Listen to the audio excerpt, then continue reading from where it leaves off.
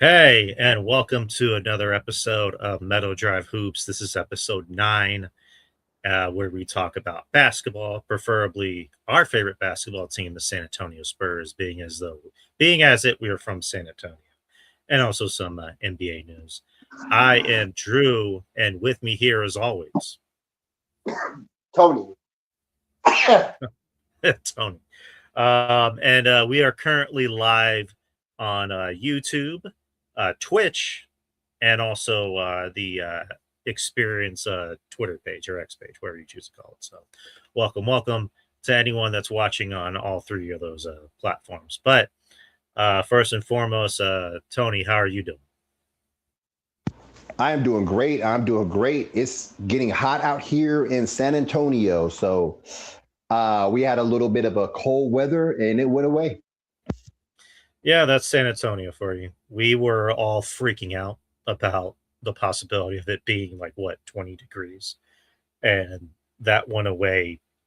That went away like pretty quick. It came and went. So it was nice having the cold weather, but now we're getting back to warm weather and pretty soon triple digit weather. So um, in the meantime, pretty soon we're going to be focusing on some more important things like possibly the NBA playoffs.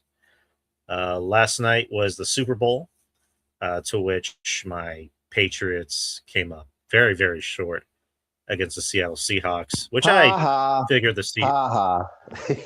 I picked the Seahawks to win actually because I Oh. didn't think the Patriots were going to win. I thought they were too young. I didn't think they were ready yet.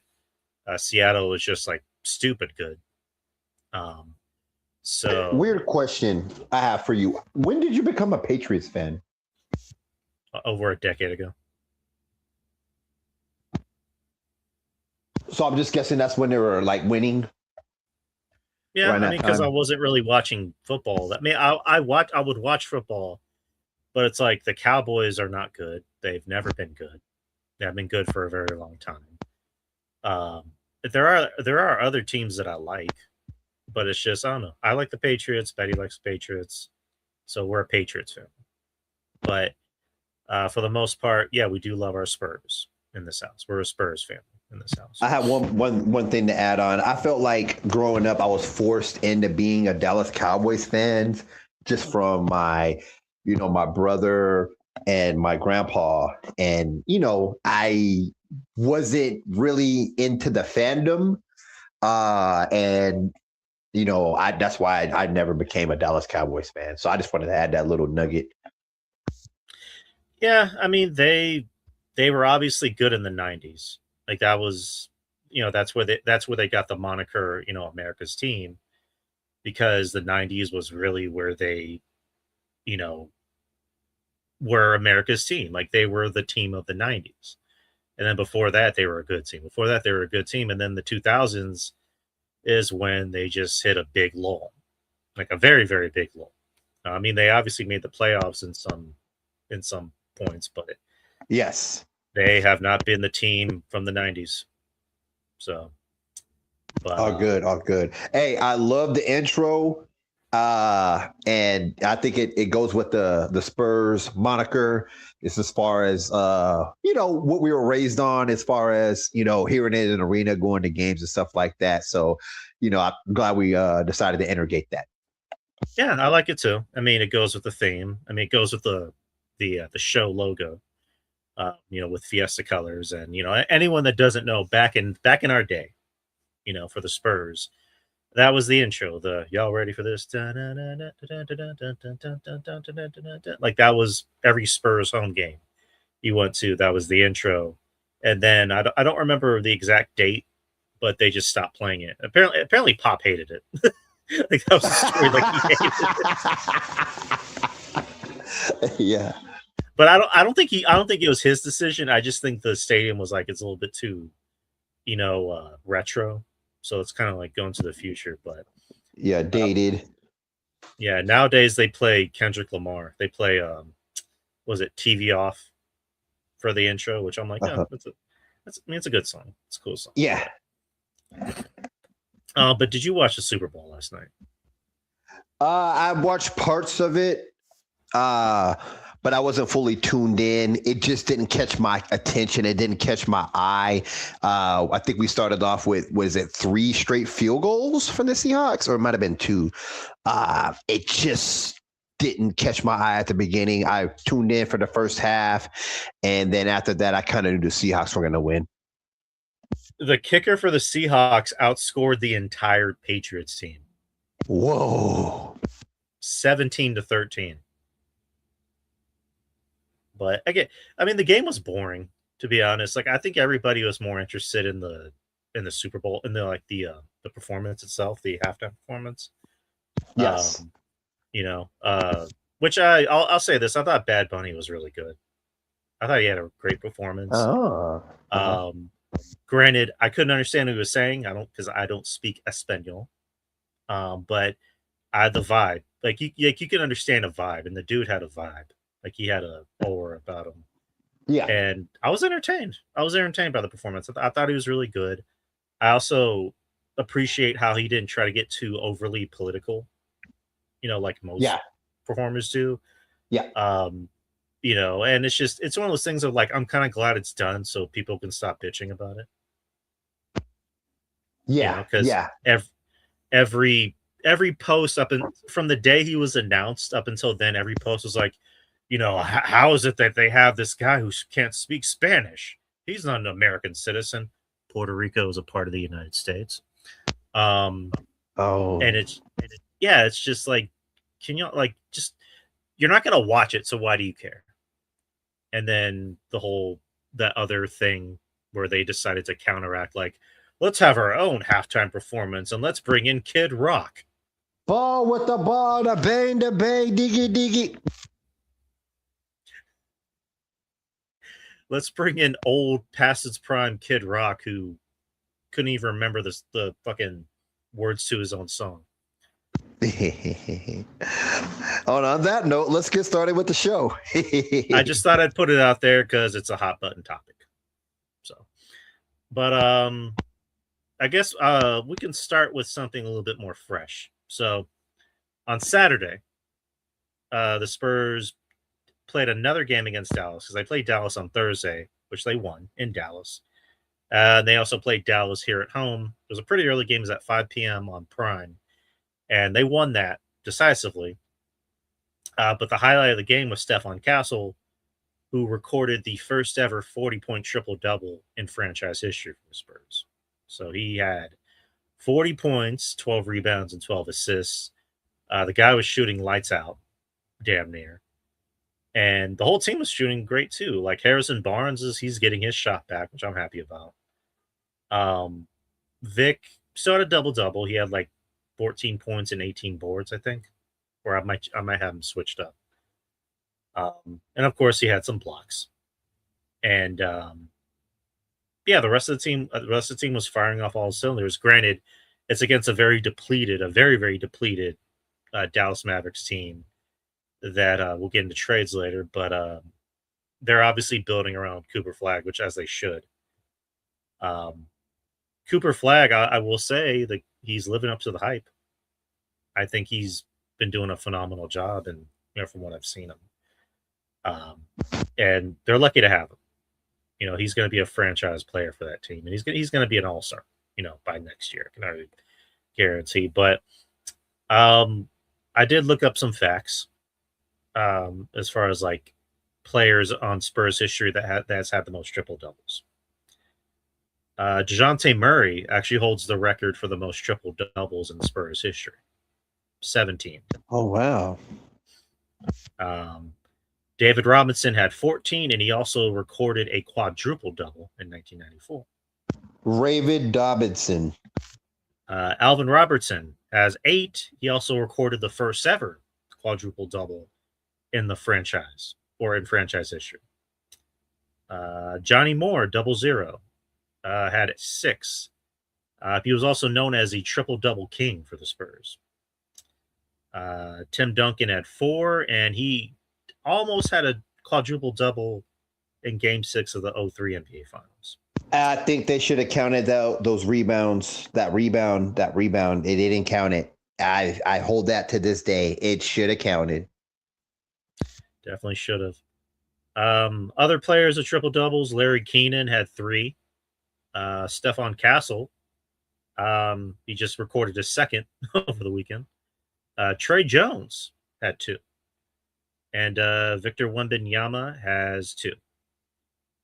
So, and then players with just 1 triple double in Spurs history: Tony Parker, Pau Gasol, DeMar DeRozan, Manu Ginobili, Boris Diaw, Chuck Person, Sean Elliott, Artis Gilmore, and Mike Gale. I don't know who that is. And then I definitely don't know who this is. Swen Nater. This is during the ABA era. So, and then lastly, it says, did you know 2 of the NBA's 4 officially recognized quadruple doubles were achieved by Alvin Robertson and David Robinson? So, fun fact for you guys. So, how did you feel about that triple double? More importantly, a 40-point triple double by Stephon Castle.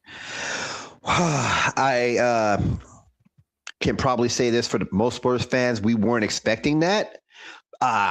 It was a very, very, back and forth game, but it never felt like the Spurs were going to lose that game. This is the best way I can put it. And let's just add on this other fact. Stephon Castle is the player of the week. Mm-hmm. He is the player of the week. It just got announced. So that 40-point triple-double, it definitely helped us, and we needed all of it to beat the Dallas Mavericks.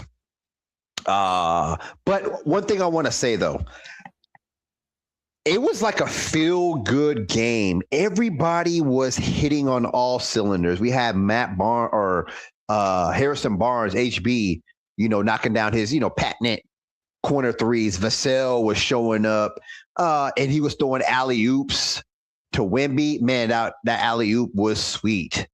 And Harper was hitting. Wemby was on. It was just, Fox was hitting. It just a feel-good game. Everything was going right for us, for the Spurs fans. And, I think it was just a great showing for what we have. The next game we have on our schedule is the Lakers, and they got Austin Reeves back. So we want to try to put up that performance like we did last time against them. No, you're right. That's going to be a big game. I'm assuming LeBron's going to be there. Obviously, Luka's going to be there. Those are going to be some big games coming up. Tuesday and Wednesday, you got the Lakers, or you're at LA. You're also going to be at Golden State. So they're going to want revenge for dropping 2 home games in a row to Golden State. Yeah. Yes. And we struggled. We lost the last 2 games against Golden State. One of them I felt we should have won, because I felt one of the and ones Wemby did over Draymond Green should have counted. And we lost that game by 1 point. So we actually needed that basket. Anyways, that's besides the point. We're going to struggle, I think, against the Warriors, because I just think they're, savvy. And they just recently made a trade for Porzingis. So we'll see how that lineup shapes up, or even if he's available. But what I want to I know I'm switching the topic. So we just recently had a game with the OKC Thunder, and where we beat them again. And I just want to get your humble opinion. Obviously, Jalen Williams is injured, and SGA is injured. And I just felt like they sat a lot of their players. I don't know if they were like, I thought Chet Holmgren was good. Hartenstein was good. I honestly felt that they sat all their players because they were scared of us.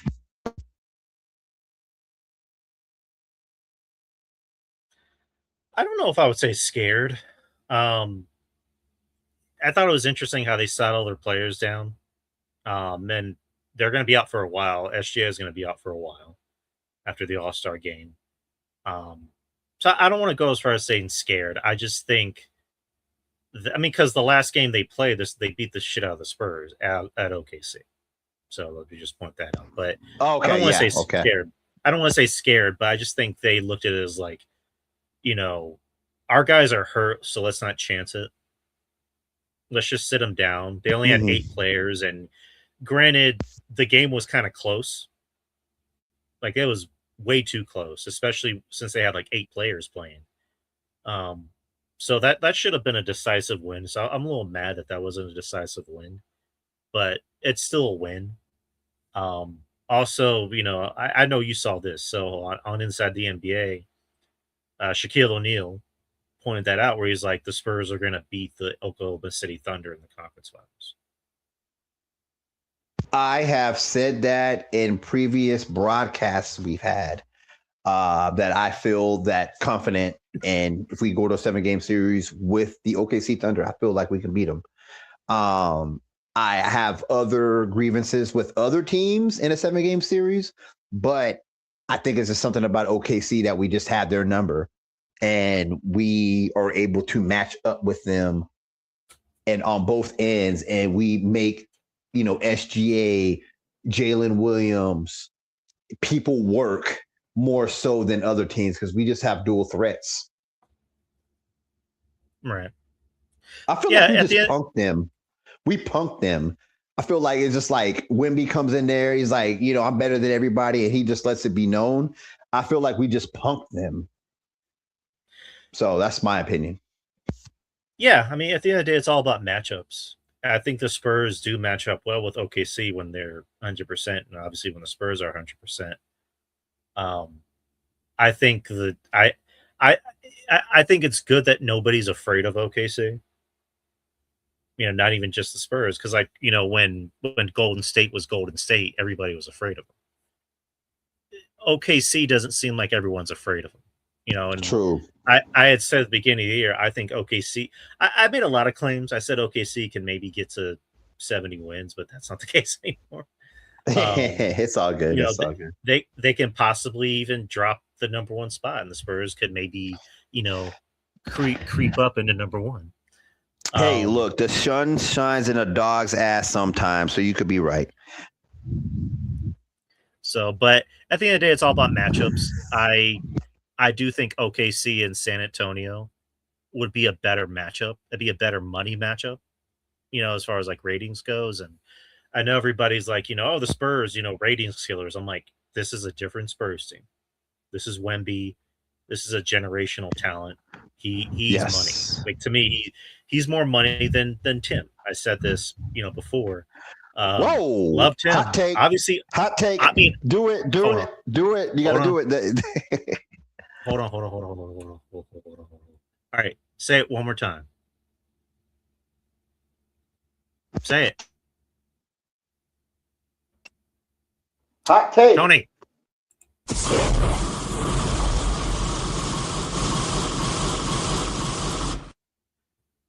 More box office than Tim. More box office than Tim. Go ahead. Listen, obviously, I love Tim. Tim is the reason why this city has 5 championships. Like, there's no denying that. He put San Antonio on the map. He even made pop. Let's just be real. If it wasn't for Tim Duncan, would we even be talking about Greg Popovich being one of the best coaches of all time? He made pop. I'm just calling a spade a spade. But even when the Spurs were good, those years when it was Tim Duncan and Manu and Tony and David Robinson, and then number 2, the Spurs were still considered boring. They weren't ratings. They weren't big on the ratings. Because they played basketball the right way. Yeah, we're boring they played to defense. Look at. Yeah, they're boring, and I love my team, but they were boring. They weren't. They weren't the most. Right, but boring is what won the city 5 championships. So I'm not going to be mad about that. Victor Wembanyama is a generational talent. He's box office, and that's completely away from the Spurs way. Also, let's go ahead and point that one out. Yeah, exactly. Like this is a different Spurs team. This isn't your grandfather's Spurs team. This is a much different Spurs team, and Yeah. they are what you think of when you think of today's basketball. Every team is all about being flashy and scoring 130 points a game and shooting threes, and just almost like video game basketball. The Spurs fit it. Like, Victor Wembanyama is a cheat code. He's a human cheat code because he's 7'6". He's only going to get bigger as far as like height and body mass, and he can obviously block. Like, he can block any shot he sees. He's probably going to win Defensive Player of the Year. He's going to lead the league in blocks for ever until he decides to retire, and he can shoot threes. So I do want to say something though, real quick, and everything you said, I 100% agree with, but the Spurs have still kept their moniker. The way have the leaves shifted, and kind of isolating one player for that player to shine and get others involved. I'm going to use him as an example. De'Aaron Fox, when he was in the Sacramento Kings, he was called upon to be the single playmaker, the single scorer, the single ball handler on the team. But one thing that I feel that Greg Popovich did for Mitch Johnson was he still instilled that in him. Look, man, we're not going to run a James Harden offense or a Luka Doncic offense where it's one person centered and everybody else just falls in line. De'Aaron Fox is learning that, how it is in the Spurs system. Everybody gets a touch. We're moving the ball around. We're not focusing around De'Aaron Fox and Wemby. The ball is in Castle's hands. It's in Wemby's hands. It's in Fox's hands. It's in Harper's hands. And everybody gets a touch. So I 100% agree with what you said. And I still think we still kept that Spurs vision of moving the ball around, but in a different way. Yeah, agreed. And you brought up Mitch Johnson. Mitch Johnson is yet another Spur joining the All-Star weekend. He will be coaching the men's All-Star team for the West. And he has a really, really good chance of becoming Coach of the Year. I think he might be 1 and 2 with that award right now. Mm-hmm. I can't remember the other one. I think it's the coach, J.B. Bickerstaff for the Pistons. That which is probably one. Yeah, but you got to look at us too. We're ahead of schedule a year, and we're number 2, and we have a chance to get number 1. So it could go either way. But yeah, I get what you're saying. The Pistons are number 1, so they'll probably slide him that. But Mitch Johnson is in the conversation. That's what I want to bring up. Man, we're ahead of schedule, guys. That's all I want to say. We are ahead of schedule a year. So all this run and us being in the playoffs, because let's just go ahead and, kind of mark it down. We're going to be in the playoffs. Let's just say we just drastically fall all the way down to the 8th seed. We're going to be in the playoffs. It's pretty much set out for, the good teams and the bad teams right now. So whatever we can get from this playoff push this year and gain experience, and I think we gained a lot of that in the cup also.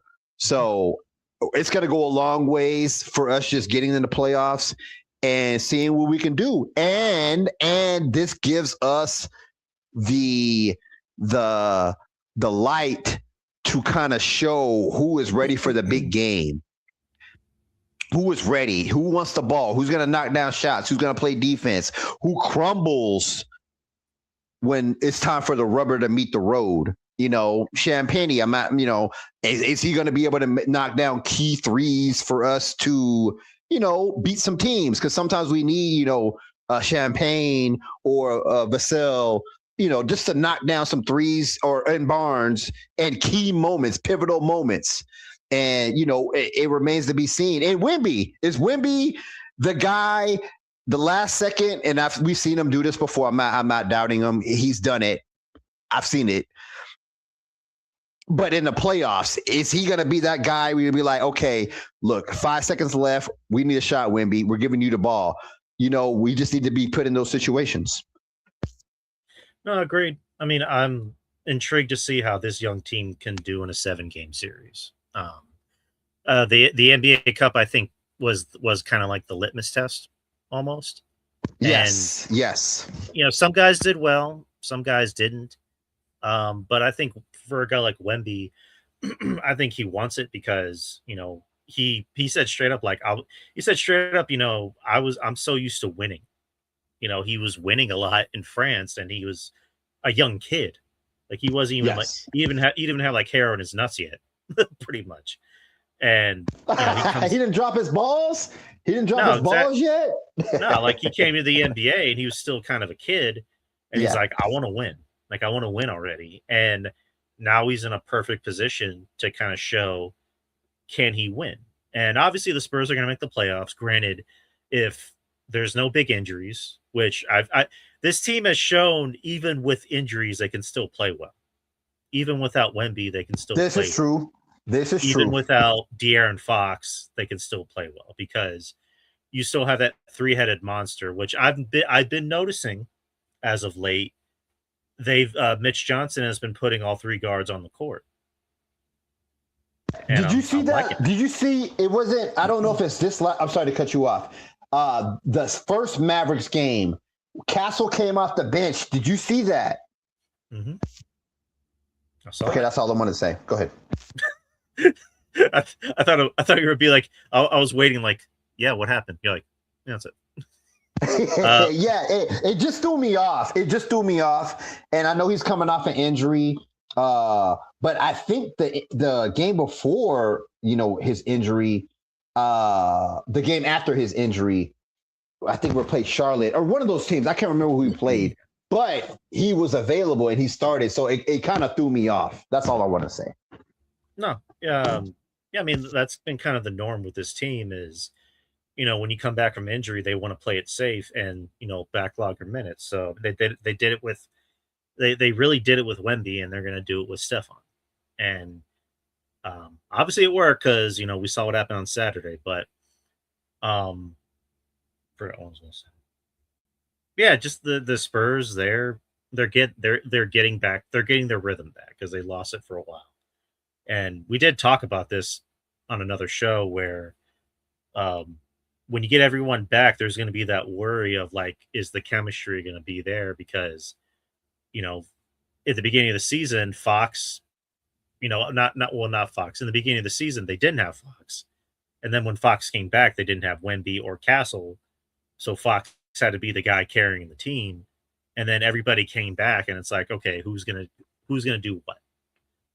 Fox is so used to, being the guy back in Sacramento, that now he's on a team that he doesn't need to worry about that anymore. He's like, how do you feel about that? How do you feel about that, though? I feel like he's kind of taking a step back and letting. Go ahead. I was clearing my throat.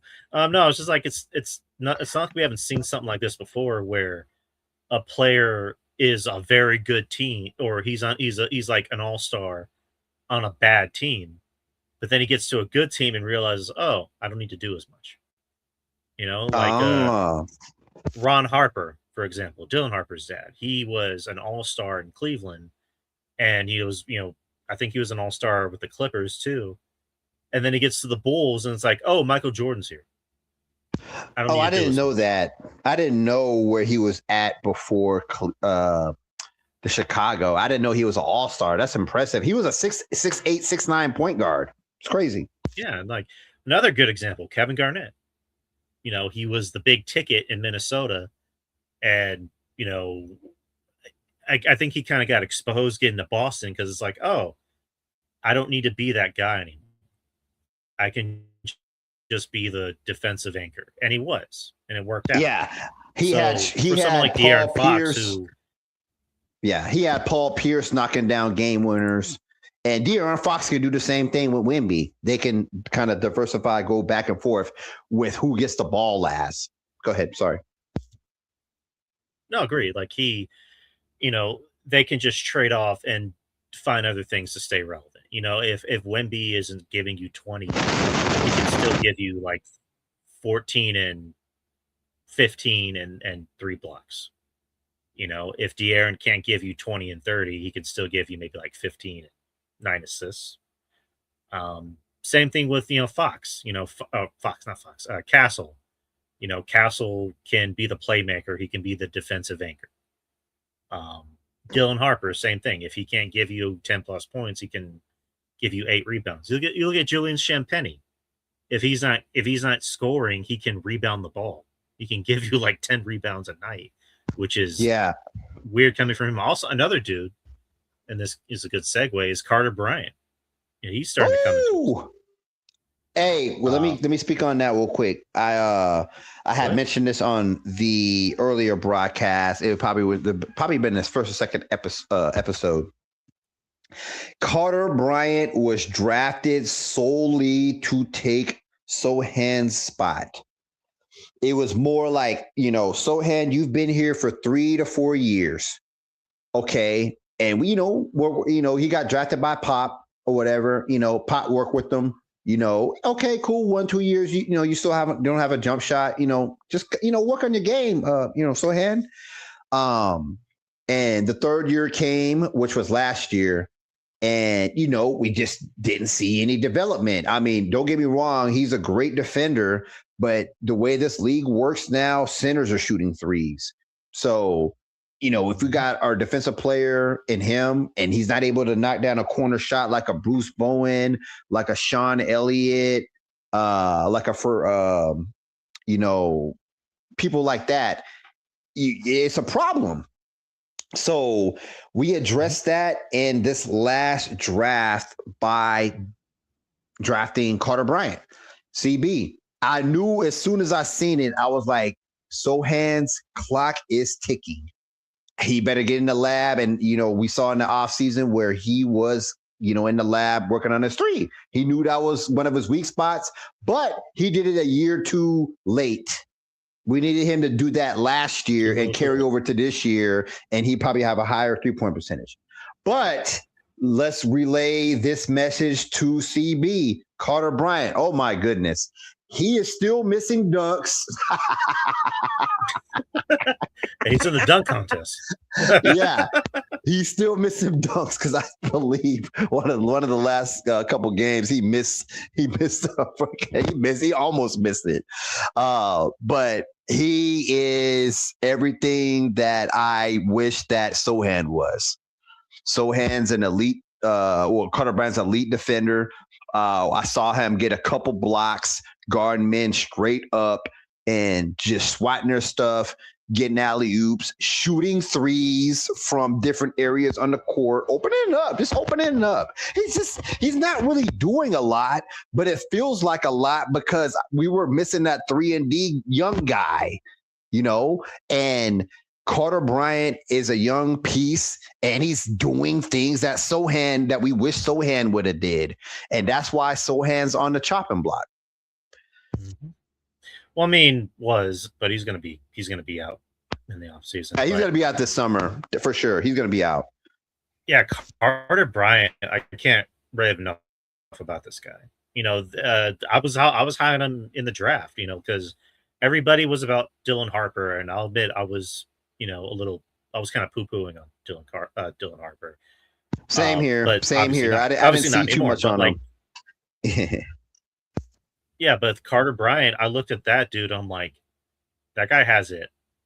You guys can talk about Dylan Harper all you want, but this Carter Bryant kid, he's got some meat on his bones, metaphorically. And obviously Harper's been more than good. He's surpassed, I think, everyone's expectation, or I guess my expectations. Carter Bryant, he's obviously going to get there. He has maybe, like, I would say, give him another year or two, and I think he can be a starter for one, and he's going to be an elite defender. And Saturday, he had, I think, 2 or 3 blocks. One of them was a goaltending, which I'm just like, I still don't count that as a block. Like that's a block to me. Mhm. And he had some big threes. Like he's feeling a lot more comfortable taking these shots, and he he's going to be something special for this team because he plays he plays with a lot of fire and intensity that guys that young, I don't see them play with that kind of fire and intensity. And he was even getting to it with like a 30-something-year-old veteran on Dallas. And the whole Who? crowd was actually lighting up like, "Okay, okay, stand up to him." I want to see Who? that. Like I'm tired. I Marshall, I think is his name. Oh, Najee Marshall. Okay. Oh yeah, I remember that. Yeah. Which I like these Spurs getting in people's faces and talking shit. Like for years, the Spurs were always the nice guys of the league. I don't want nice guys anymore. I want these guys to stand up for themselves and fight. Like I want to see some blood. No, well, not blood, but like I want to see them get chippy and stand up for themselves. Like, yeah, motherfucker, let's go. So I like seeing that from a Carter Bryant. I like seeing that from Wemby. I like the fact that Wemby's a dick. Like I like that Wemby doesn't want to shake people's hands after losses. Like I don't want sportsmanship anymore. I want our players to just be dicks and be like, "No, fuck you. I want to win. I'm not shaking your hand after a loss." But like, how do you feel about that? No, I agree 100%. And a lot of people just look at Wemby at face value. He's a skinny, wimpy looking dude. Nah, this guy has some fire on the court. He has some fire. I don't know if y'all were watching the cup game against the OKC. He was giving some shoves and he was letting OKC know that he was there. And this means just slamming the ball, just being expressive and overly he's a deterrent. I think he doesn't much indulge in it, but it's there. He's gonna let you know that Wemby's on the court and he's not a pushover. So I think he has it in him, and I know he has it in him to step into that role and not be afraid.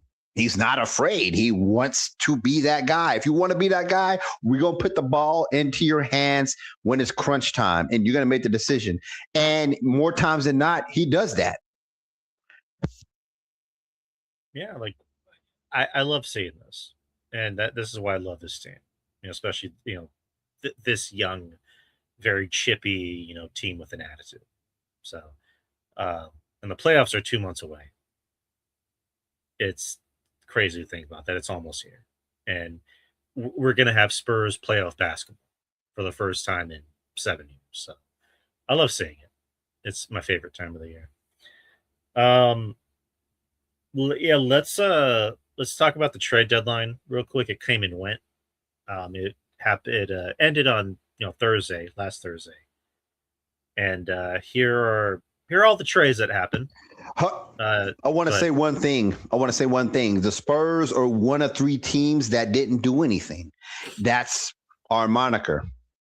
Not doing anything at the trade deadline or, being bought into trade conspiracies. I mean, did they need to though? Well, Sohan, maybe we could have did something for him, but it just didn't probably make sense. Right, but the thing is, I think the thing is nobody wanted Sohan. I think that was the problem. Well, no, that's what I heard is nobody wanted Sohan. It's like, okay, we'll take Sohan, but we'll take this. But we want this, and this too. Yeah, I want to say one thing real quick before you get into the trades. Yeah, if it's at face value, looking at Sohan and just looking at his demeanor and just look at the way he colors his hair, he just doesn't spit or exhibit the Spurs family, the Spurs basketball. He is not the prototype Spurs player. I just want to say that. And that's probably one of the other reasons that maybe silently not being said on why we want to get rid of him. He just doesn't fit. And I can just go off and just say the color of his hair. I know it sounds weird to y'all, but the Spurs are pretty much like, we're boring. We don't we don't have any pizzazz to us. We're just boring to watch, and I don't think he fits our culture. I'll just put it to you like that. I know it sounds weird. Kind of disagree. I mean, if this was like the Pop era, maybe, but like I just think he fell out of rotation because you've said it time and time again. He hasn't really learned to evolve with today's league, and Yeah, he's taken too little, too long. Like if it were somebody else that adapted quicker, then it'd be a different story. But like I do like having grit to this team. I do like having a little pizzazz to this team. Because back in the day we had it, but it's just like Pop was the end all be all. And if you clash with him, like Steven Jackson, for example, Steven Jackson added a lot of grit and edge to this team that was needed, but he clashed with Pop a lot, and he clashed with a few other players, and that's why it didn't work. Other players like Jonathan Simmons, guys like that had that kind of grit to him that this team needed. But unfortunately, if you clash with Pop, you're out. You're not going to last here long. But I think this is a different team. I think Mitch Johnson allows more grit, a little bit more, color, so to speak, on this team. Where it's just like, we already have red, we already have yellow, we already have brown and blue. Let's add a little bit of indigo on this team. Let's add a little bit of pink. Let's add a little bit of turquoise every now and then. So I think yeah, Mitch Johnson's a little bit more lenient about it. But yeah, for sure. But let's talk about the trade deadline real quick, and then we can call it a show. So the trade deadline, the first trade that occurred was on February the 1st, which I think we talked about, between the Cavs, the Chicago Bulls, and the Sacramento Kings. The Cavs received Keon Ellis and Dennis Schroeder from the Kings and Emmanuel Miller from the Bulls. The Chicago Bulls received Dario Saric and 2 second-round picks from the Kings. Sacramento received DeAndre Hunter from the Cavs. So, like I mentioned, I want to say something about that. I was very disappointed in the Cavs for getting rid of DeAndre Hunter. I'm sorry, just in my personal opinion, if you break somebody's ankles and have them have to sit out for 2 or 3 games, you're just always going to be wrong in my book. You can't. DeAndre Hunter, he is, a role player, but the dude has mad talent and he has skill. I just was so surprised that they're able to part ways with him, and he was definitely like a very good scorer coming off the bench. He was good. So the fact that they were able to make that move, and it came out to see that James Harden was probably the reason, because they had to move salaries around. But I'll let you get back into it. Also on February 1st, the Hawks traded Vit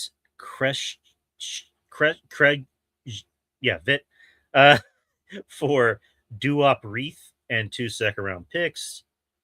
Real quick. Sorry. And Spurs fans, we have the Hawks picks, the Hawks lottery pick next year. So these moves, we need to be paying attention. As Spurs fans, we got to pay attention to these moves, because hypothetically, we could get a top 5 pick. We could get a top 3. It's in the cards. So don't just poo-hoo over what y'all were saying about the Hawks. The Hawks mean something. Sorry, go ahead. Yeah, we're all paying attention. Detroit, Chicago, Minnesota, which this is kind of a weird story involving one player in particular.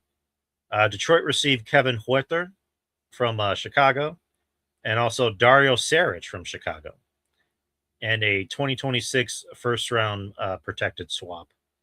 Chicago received Mike Conley from Minnesota and Jaden Ivey from Detroit. Minnesota received cash considerations.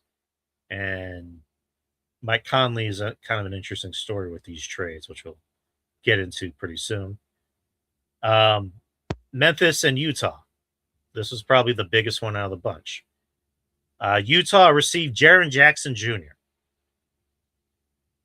So Memphis is obviously doing some house cleaning. They're rebuilding, mainly to build around the big dude. What's his name? Edie, Zach Edie, and Zach Edey. Cedric Howard. Cedric Howard, I mean. So good players. Utah also received Jock Lawndale, John Conchar, and Vince Williams Jr. Memphis received Walter Clayton Jr., Kyle Anderson, former Spur, Taylor Hendricks, Georges Niang, and 3 future first-round picks. So I don't know if you have any thoughts on that. Niang. Wasn't there a guy on freaking NBA Live with the last name Niang? I just wanted to say that. No, but I pretty much, gave my thoughts and opinions of the couple of trades that went down that really caught my eye. A lot of people were making moves. I think, James Harden going to Cleveland is something to look at. I think Donovan Mitchell obviously will be the closer for that team. I wouldn't necessarily have it in Harden. He hasn't proven to be that in, game 7s, game 6s, and stuff like that. So, but Harden will get your big men involved. So, Mobley and Allen will be getting a lot of touches because he made Zubac and he made Joel Embiid the MVP. So he knows how to get big men involved and stuff like that. So that's one trade I was actually looking at. Another one would be the Celtics when they got Vucevic from the Chicago Bulls. It may not be a trade for this year, but when they get Jason Tatum back, they'll have a solid big man. So that's something else to look at. Well, Jason Tatum apparently might be coming back pretty soon. So look out for that. The Hornets received Tyus Jones and 2 future first-round picks. Orlando, in return, receives cash. So Thunder deal Ousmane Dieng and a 2029 second-round pick to Charlotte. Oklahoma City receives Mason Plumlee. Duke. I'm sorry. Duke. Sixers trade Jared McCain to the Oklahoma City Thunder. Philadelphia receives a 2026 first-round pick, as well as 3 future second-round picks. Not a bad trade. Thunder got a pretty good get, and whatchamacallit, Jared McCain. Thunder have an abundance of first-round picks, so they're not shy about unloading some of them so they can get something big in return. But do you think this is good for OKC? I actually didn't really. I don't know too much about Jared McCain. I know he was actually pretty good last year. I think he was like top 3 in rookie voting. But okay, yeah. So apparently everybody's saying this trade was a steal for the Thunder. I just haven't seen enough. I just see a lot of Tyrese Maxey and BJ Edgecombe, or I call him Vagina Edgecombe, for the Sixers. But I haven't seen McCain a lot, so I don't know if this is good or bad. But it remains to be seen if he will get in the rotation, because they already won a championship last year. So they're pretty, and they kept the roster pretty much the same. So it's more of McCain, trying to prove himself to them, because they already got their set solid roster of people, that they know what they can do. So as far as McCain, I don't know much about this guy, and we'll see if he flourishes. All right, fair enough. And you brought it up already. Cleveland receives James Harden in exchange for Darius Garland and a future second-round pick to the Clippers. I think this is good for both teams. James Harden, I think, can flourish with a guy like with Donovan. Cleveland's still going to be a playoff team. It's James Harden. At the end of the day, you put him in big game situations in the playoffs, he'll crumble like he always does. Darius Garland to the Clippers, I think, is a better long term because he's younger. That Clippers team is getting better, so I think he's the point guard that the Clippers need, in my opinion. But I don't know if you have any thoughts on that. Yeah, it'll be. I just have to see it. I have to see it. I just know he was in and out of the lineup in Cleveland, and he was just never available. So, whenever him and Donovan Mitchell played, it didn't seem like it was like a separation between them and the Pistons. So, I mean, maybe Harden could be the answer for that, for where he is a separation between them and the Pistons. But with Darius Garland, I didn't see it. So I think it's a good shakeup for both teams, and it could benefit both sides. And that's, what remains to be seen. And we'll see how he plays with Kawhi Leonard. Kawhi Leonard has been playing decent as of lately. And we'll see if they can, creep in and make the 8th seed. Boo. Come on. Boo. I'm with you, man. I'm with you. I don't have a boo sound, but I have this.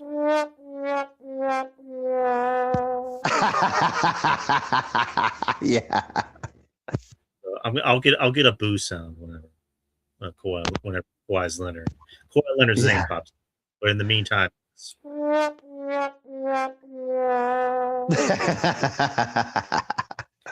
all right.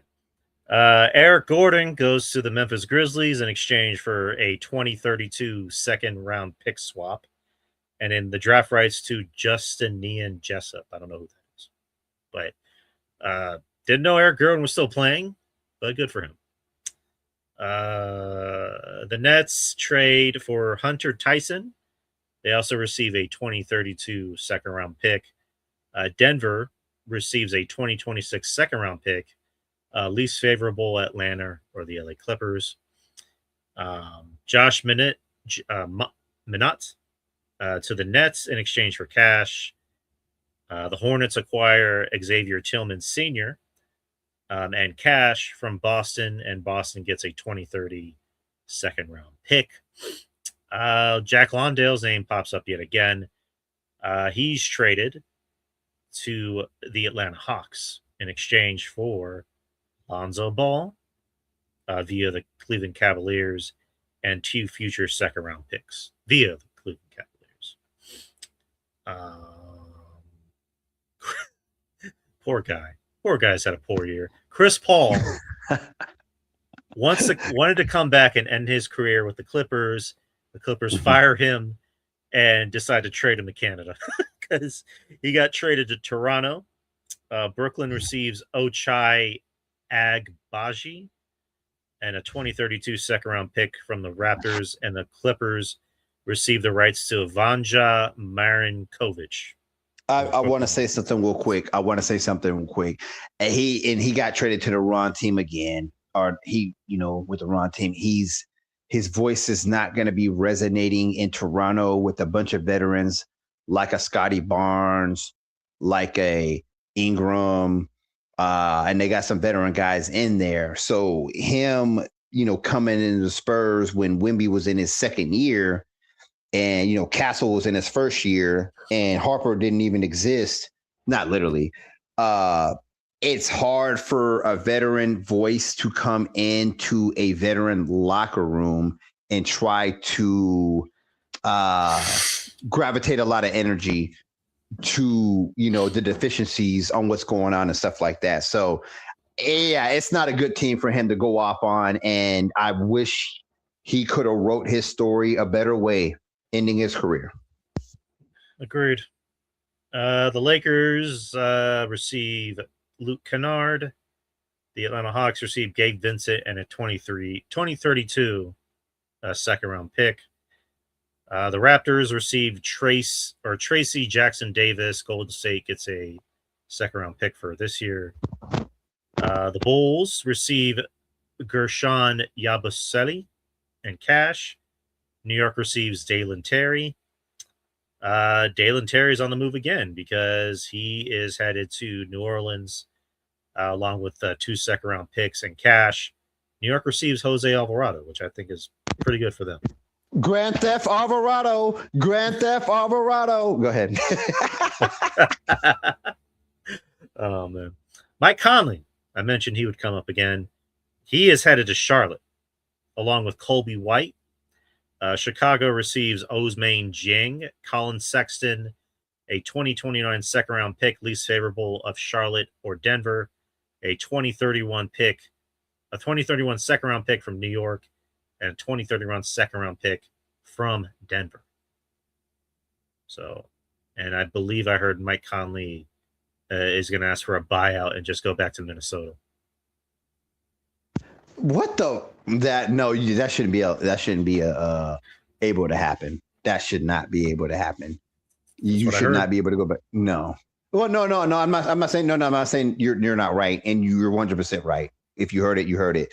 But the league needs to implement something with that because it seemed like it could have been in the grand scheme of things. I'm not saying that's what it was. It just doesn't look right on the optics. That's it. So I have it on ESPN. Mike Conley and the Wolves eye post trades or union sources say free agent guard Mike Conley. Well, he's already a free agent now, so he asked for a buyout from Charlotte. Plans to return to Minnesota. Sources tell Shams. The sides are working on the timing of a Conley re-signing. Conley began the week as a member of the Wolves, but was traded to Chicago as part of a three-team deal. Then he was traded to Charlotte, and the Hornets elected to waive the 38-year-old player. So apparently he's heading back to Minnesota. Yeah, it looks like funny business. That's what it looks like. But if that's the rules, that's the rules. Can't do shit about it. Phoenix, Milwaukee, and Chicago had a three-team trade. Nigel Hayes Davis from Phoenix goes to Milwaukee along with Ousmane Dieng from Chicago, so he got traded again. Phoenix receives Cole Anthony and Amir Coffey from Milwaukee. Chicago receives Nick Richards from Phoenix. Chicago making more moves.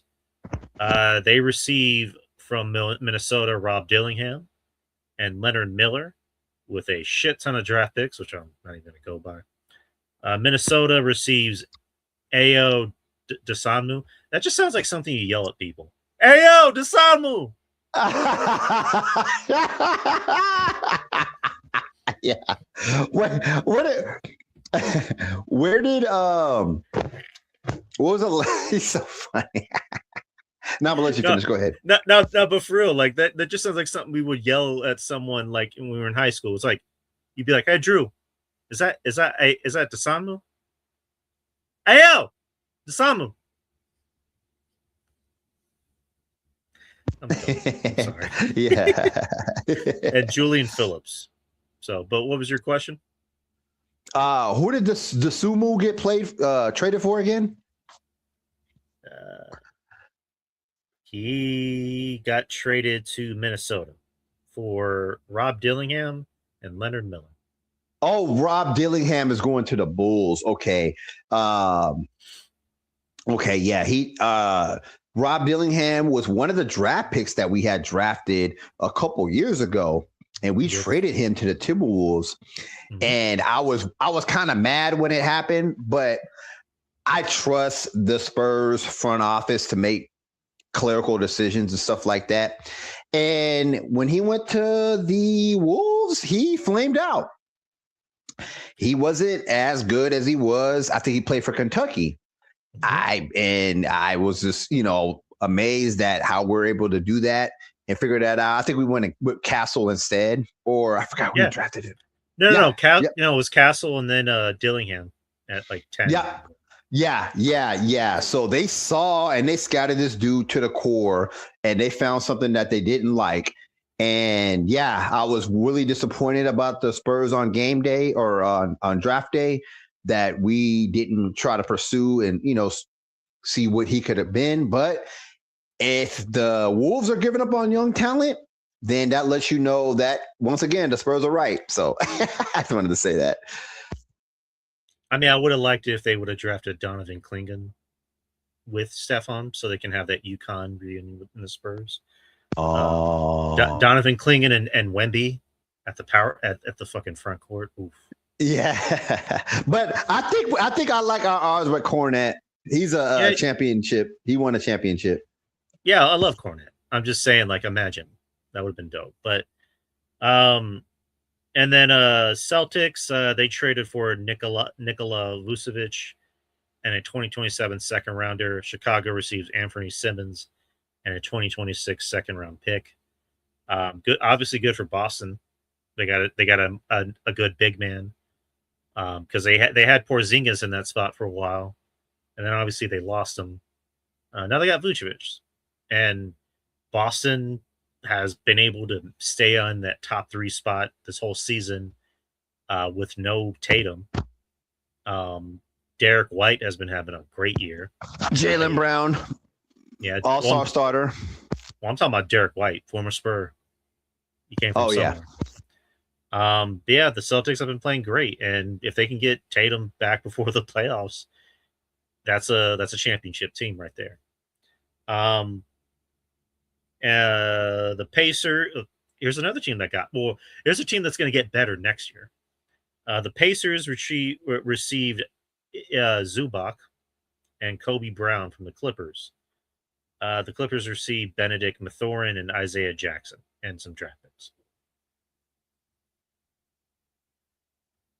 I don't know if you have any thoughts on it. Zubac with Halliburton. He's a pass first point guard. Mm-hmm. It's going to be nice. I don't think that he's going to be able to find the big man as much as Harden did, because Harden made an MVP out of Embiid, but Zubac is going to get his fair share of touches next year. Mm-hmm. Agreed. And Indiana is always a playoff team with Halliburton. They're going to be probably an even better team with Zubac. I mean, Zubac and Siakam together. That'll be interesting there. Warriors, they trade for Kristaps Porzingis, and in return, Atlanta receives Jonathan Kuminga, who's officially out of Golden State, and Buddy Hield. So that trade needed to happen. Yeah. Him and Kuminga didn't get along really well with each other. Steve Kerr. And it was just a trade that needed to happen for both organizations in both camps. And we'll get to see if Jonathan Kuminga is going to live up to the hype. Yeah, great. A big 3-team trade between Charlotte, Dallas, and Washington. Charlotte receives Malachi Branham from Washington, but he was also just cut recently, so sucks for him. Dallas receives Chris Middleton and AJ Johnson and Marvin Bagley III from the Wizards and Tyus Jones from the Hornets. So Tyus Jones yet again got traded along with some draft picks. Washington receives all 4 players from the Mavericks: Jaden Hardy, D'Angelo Russell, Dante Exum, and Anthony Davis. I know this sounds weird. I'm pretty sure y'all have heard a lot of the Anthony Davis and trade or whatever. So I want to go back to what Yari said a couple sentences ago about Malachi Branham. Who did he get traded to? He got traded to was it Washington? I think, no, not Washington, because Davis got traded. No, he got traded to Charlotte, but he got cut. Okay. I think that's one of the dudes, and he was with one of our original Spurs roster, him and Blake Wesley. I remember them. I think they were like best friends or whatever. For Malachi, I think him being on the NBA roster, being that 12th man, I think he needs to go back down to the D League and work on his craft.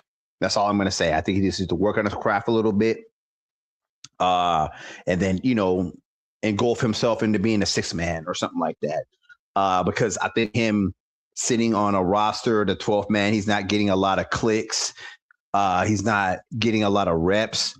And, when you get traded to a team and you get automatically cut, they've already seen enough. So I think he needs to go back in the lab, and I think he needs to improve on his game. So. No, agreed, because that was a guy who, they were calling him a steal in the draft when the Spurs got him. And, he left the Spurs because he wasn't getting a lot of minutes, and he thought if he could go to another team, in this case, Washington, he could maybe get some more touches and be a little better. What's up, Chris Matthews in the chat? Chris Matthews is a good friend of the show, good friend of mine. Okay. Yeah, it sucks. It does suck to hear anyone lose a job. Hopefully he could find another team. But as time has told us, if you can't make it somewhere and you can't make it other places and you get cut, you're not long for this league, dude. You might just end up finding your career overseas, which that's not a bad thing. I mean, a lot of players have been able to make their careers overseas. There is nothing wrong with that. There is nothing wrong with that. And, for him, it could be overseas, and he'll get a lot of love for what he does overseas. He can make a name for himself over there and things like that. But yeah, I think he has to work on his craft a little bit. So we'll see what happens with that. But that's pretty much everything I have as far as like news goes. I don't know if you have anything. No, we're good, man. We are good. I enjoyed the show. I enjoyed the intro of the show. We get the Spurs theme and stuff like that. So I think we pretty much cover all the topics. And we'll end off the show. Go Spurs, go. And let's hope we win against the Lakers tomorrow. And the Warriors back to back. So there you go. Yeah. But from everyone, Wednesday's the experience, obviously, with me and Justin. And then obviously these shows, me and Anthony and Mike, whenever he is here, he couldn't make it tonight, unfortunately. But these Meadow Drive Hoops is traditionally Sunday. Sometimes it might be on a different day depending on scheduling, but for the most part, it's a Sunday show where we talk about basketball, preferably Spurs. And Tony is gone mid-sentence. But anyways, people, we will see y'all from Meadow Drive Hoops this weekend. And me and Justin will see y'all this Wednesday, same time, same channel. Also look for Culture Attack with me and Ruben. But anyways, people, we're done. Take care. Peace out.